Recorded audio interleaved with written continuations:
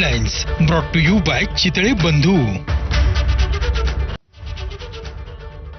नमस्कार, सुप्रभात. मी आकांक्षा जावडेकर आणि तुम्ही पाहताय एबीपी माझा. सकाळचे 6 वाजता आहेत आणि या बुलेटिनमध्ये आपणा सर्वांचं स्वागत. यानंतर बुलेटिनमध्ये घेऊयात बातम्यांचा वेगवान आढावा 100 हेडलाइन्समधून. दहशतवाद्यांना धडा शिकवणं ऑपरेशन सिंदूरचं मूळ उद्दिष्ट. ज्या तळांवर आम्ही हल्ले केले त्याबाबत पक्की माहिती होती, डीजीएमओचं वक्तव्य. 7 मे रोजी 100हून अधिक अतिरेकी मारले. हल्ल्यात युसुफ अझहरसह अनेक बड्या दहशतवाद्यांना यमसदनी धाडण्यात लष्कराला यश. ऑपरेशन सिंदूर राबवताना नागरी वस्तींना नुकसान पोहोचणार नाही याची काळजी घेतल्याचं सैन्य दलाकडून स्पष्ट. पाकनं आपल्या नागरी वस्त्यांवर हल्ले केले, मात्र वायुदल हवाई दलानं चांगली कामगिरी करत सगळे हल्ले परतावून लावले.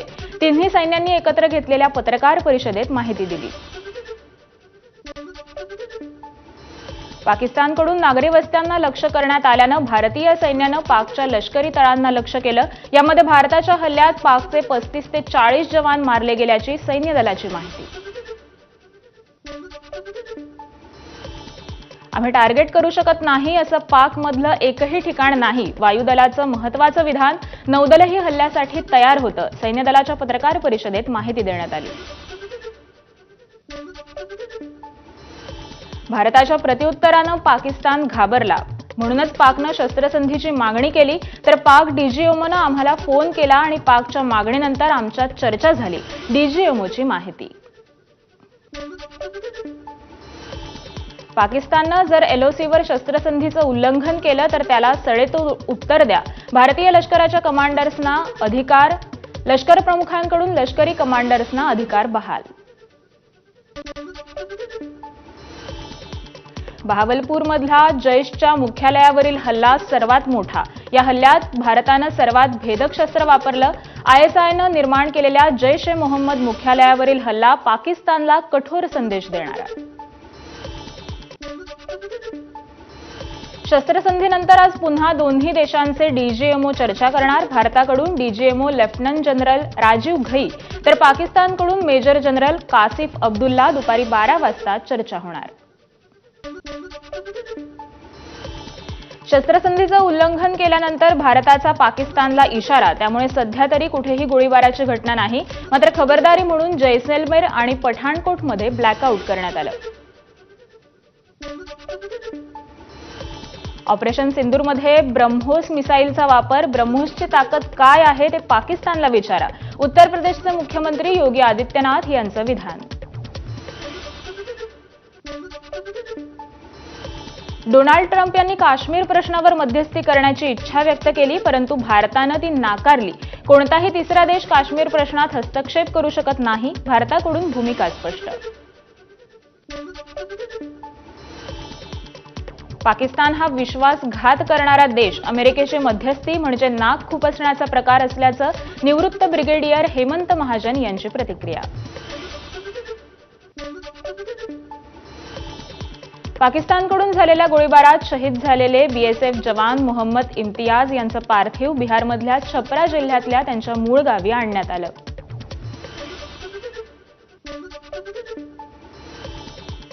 डोनाल्ड ट्रम्प आमची दिशा ठरवणार का? ट्रम्प हे राजकारणी नाही तर व्यावसायिक आहेत. जितेंद्र आव्हाडांची प्रतिक्रिया. भारत पाक शस्त्रसंधी आणि अन्य मुद्द्यांवर केंद्र सरकारनं संसदेत विशेष अधिवेशन बोलवण्याची काँग्रेसनं केली मागणी. काँग्रेसचं सरकारला पत्र.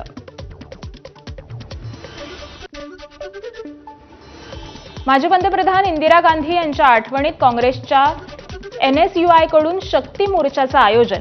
एनएसयूआयचे राष्ट्रीय अध्यक्ष वरुण चौधरींच्या नेतृत्वात मोर्चा.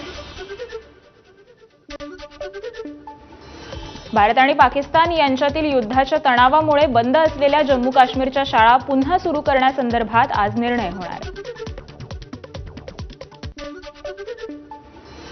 भारत पाकिस्तानमधील युद्धबंदीनंतर शोध मोहिमेदरम्यान पूंछ ते राजौरीपर्यंत अनेक ठिकाणी सापडलेल्या ड्रोन्सचे अवशेष. पाकिस्तानचे ड्रोन्स भारतीय हवाई दलाकडून जमीनदोस्त करण्यात आले. भारतीय सैन्याकडून पाकच्या ड्रोनवर हल्ल्यानंतर ड्रोन जम्मूच्या बक्षीनगर परिसरात आढळले. पाकिस्तानी ड्रोन बक्षीनगर भागात पडतानाचं दृश्य कॅमेऱ्यामध्ये कैद. जैसलमेरमध्ये पडलेलं क्षेपणास्त्राचे अवशेष लष्कराकडून निष्क्रिय. परिसरात अनेक संशयास्पद गोष्टी आढळल्याची पोलिसांची माहिती. नागरिकांना सतर्कतेचा इशारा.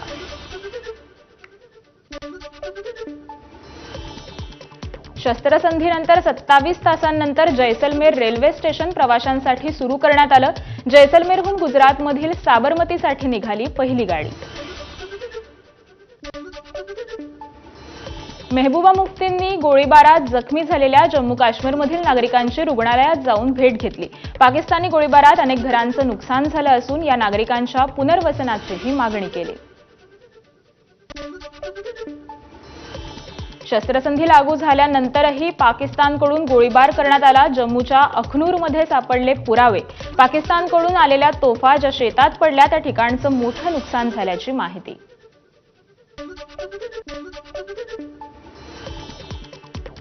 परळीतील वैद्यनाथ ज्योतिर्लिंग मंदिरात भारतीय सैन्याच्या शौर्याला वंदन करण्यासाठी रुद्राभिषेक. नागरिकांची मोठ्या संख्येनं उपस्थिती. भारत माता की जयच्या घोषणांनी मंदिर परिसर दुमदुमला. उपमुख्यमंत्री अजित पवार यांनी घेतली शहीद सचिन वनजे यांच्या कुटुंबियांची भेट. शक्य तितकी मदत करण्याचं अजितदादांचं आश्वासन.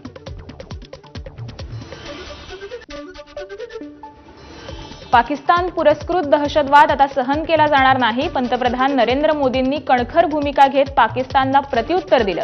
अजित पवारांकडून मोदींचं कौतुक.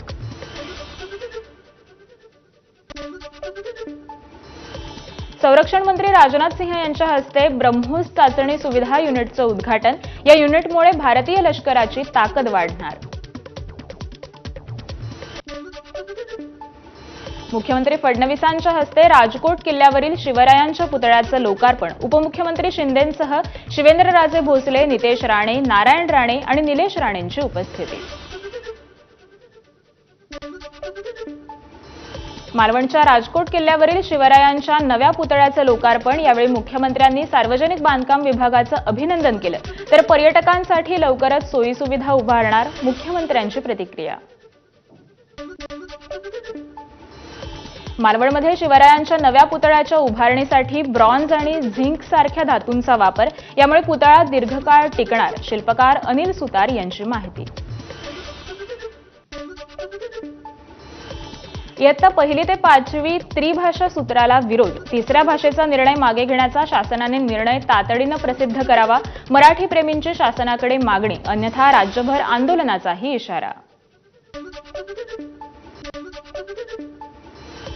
हिंदी सक्तीचा निर्णय जर स्थगित केला असेल तर अजूनही GR का नाही? ठाकरेंच्या शिवसेनेकडून सवाल उपस्थित. मंत्री गिरीश महाजनांकडून स्थानिक स्वराज्य संस्थांच्या निवडणुका स्वबळावर लढण्याचे संकेत. इच्छुकांची मोठी संख्या, त्यामुळे दुर्दैवानं युती नाही झाली तर स्वतंत्र लढण्याचा निर्णय घेऊ. महाजनांचं वक्तव्य. नांदेडमध्ये अजित पवारांच्या उपस्थितीत भाजपच्या अनेक कार्यकर्त्यांचा अजित पवारांच्या राष्ट्रवादीत प्रवेश. भाजपचे खासदार अशोक चव्हाणांच्या चुलत पुतण्याचीही भाजपला सोडचिठ्ठी. कणकवली तालुक्यातील करंजे येथे खासदार नारायण राणे यांच्या संकल्पनेतून गोवर्धन गोशाळा. मुख्यमंत्री देवेंद्र फडणवीस यांच्या हस्ते गोशाळेचं उद्घाटन.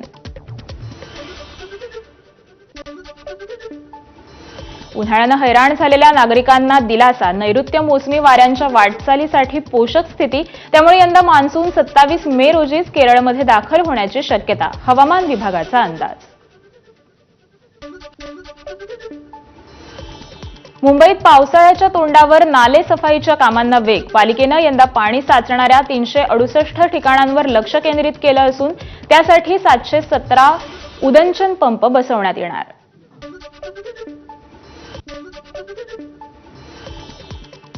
राज्यात आठवडाभर वळिवाच्या पावसाची शक्यता हवामान विभागानं व्यक्त केली. परिणामी विदर्भात वाऱ्याचा वेग वाढणार. खबरदारी घेण्याचे हवामान विभागाचं आवाहन.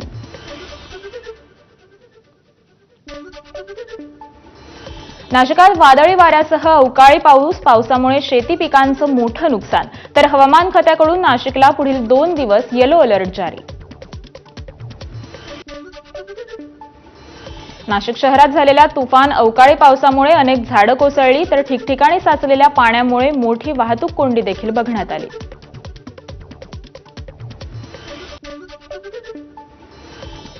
लातूरमध्ये विजेच्या कडकडाटासह अवकाळी पाऊस, परिसरात साचलं पाणी, आंबा बागायतदार शेतकऱ्यांना मोठा फटका.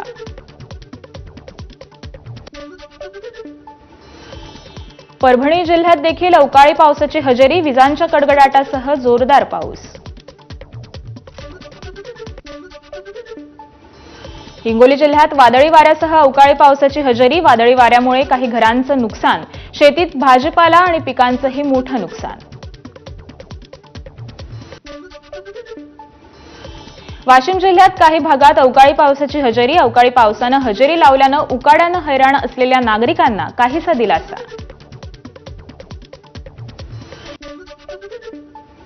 नांदेडमध्येही अवकाळी पावसाची हजेरी, अवकाळी पावसामुळे पिकांचं नुकसान होण्याची शक्यता, हळदी पिकाला मोठा फटका बसण्याचीही शक्यता.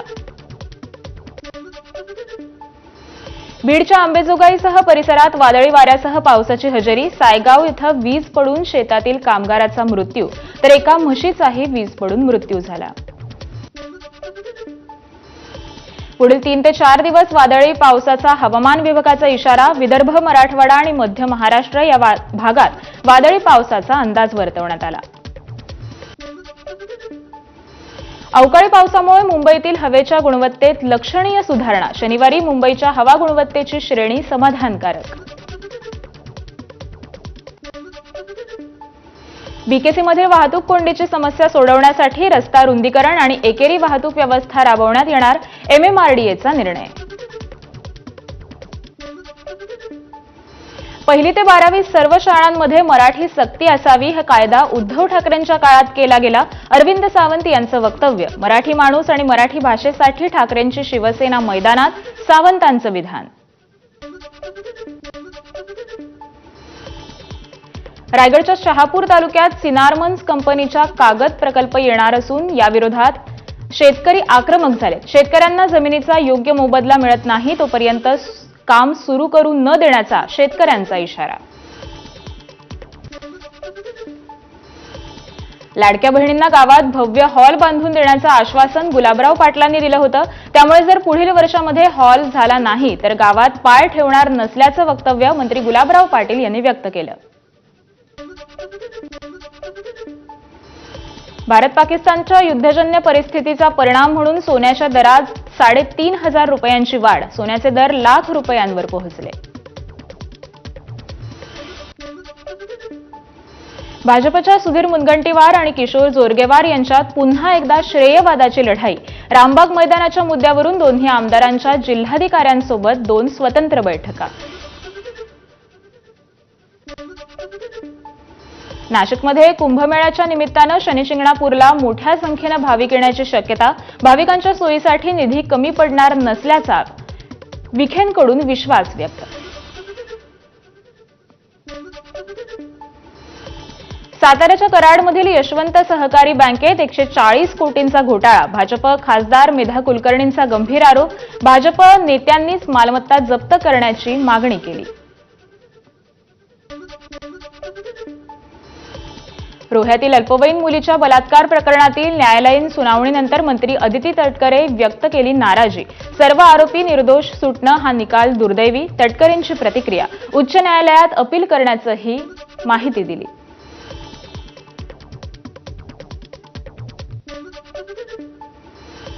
मुंबईतील अंधेरी पूर्व पश्चिमेला जोडणाऱ्या गोखले पुलाचं उद्घाटन, मंत्री आशिष शेलार यांच्या हस्ते लोकार्पण.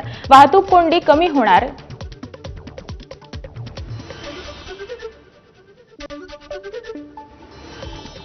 वर्ध्यातून कपाशीच्या बनावट बियाणांचा 50 लाख रुपये किमतीचा साठा जप्त. गुजरातमधून आणण्यात आले होते बोगस बियाणं. स्थानिक गुन्हे शाखेची कारवाई. एकाला अटक देखील करण्यात आली. रस्त्यावर बंद पडलेली वाहनं हटवण्यासाठी वाहतूक पोलिसांच्या ताफ्यात 43 क्रेन दाखल.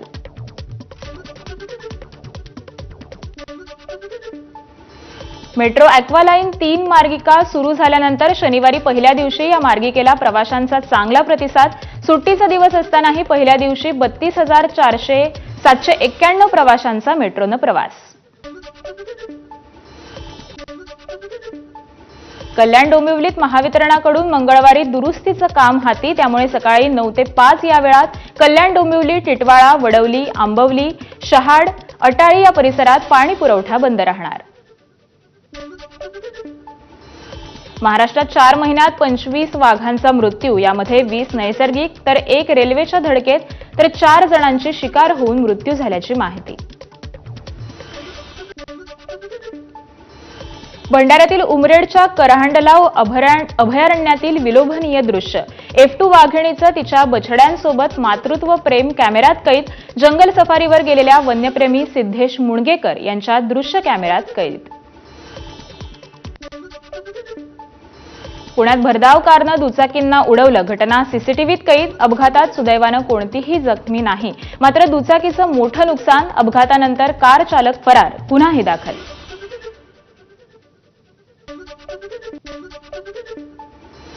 नांदेडच्या ग्रामीण पोलीस ठाण्याच्या हद्दीत जागेच्या वादातून मारहाण. मारहाणीत 2 जण जखमी. मारहाणीचा व्हिडिओ सोशल मीडियावर व्हायरल.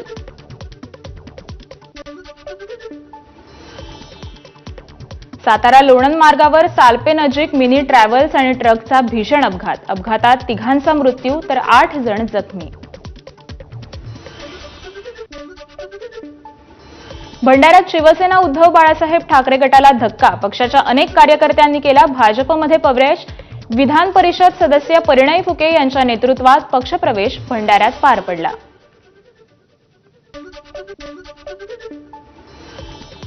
नांदेडच्या वसरणी परिसरात जलशुद्धीकरण केंद्राजवळ दिवसाढवळ्या गोळीबाराची घटना. या प्रकरणी एकाचा मृत्यू तर आर्थिक वादातून गोळीबार झाल्याची माहिती. पोलिसांकडून 1 जण ताब्यात.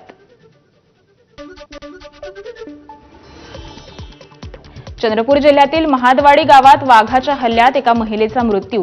गेल्या 2 दिवसात 4 महिलांचा वाघाच्या हल्ल्यात मृत्यू झाल्यानं गावात भीतीचं वातावरण.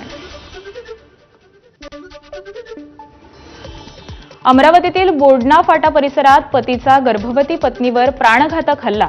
घरगुती वादातून हल्ला झाल्याची माहिती. महिलेची प्रकृती चिंताजनक तर आरोपी पोलिसांच्या ताब्यात.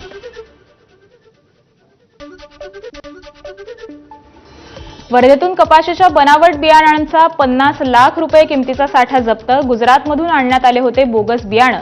स्थानिक गुन्हे शाखेची कारवाई. एकाला अटक.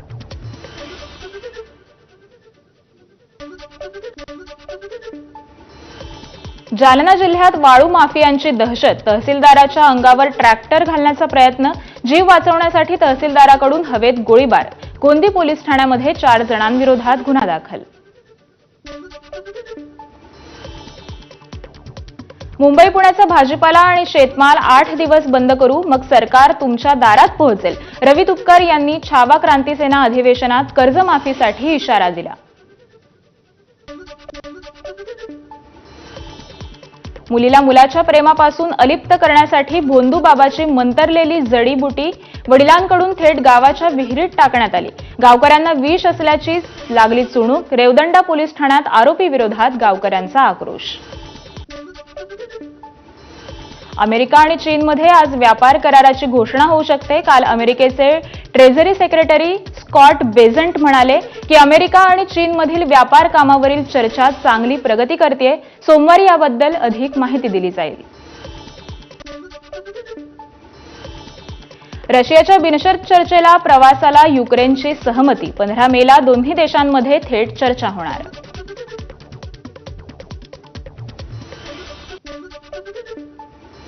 श्रीलंकेच्या कोटमाले येथे प्रवासी बसचा अपघात. बस घसरून 21 जणांचा मृत्यू तर 35 जण जखमी झाल्याची माहिती.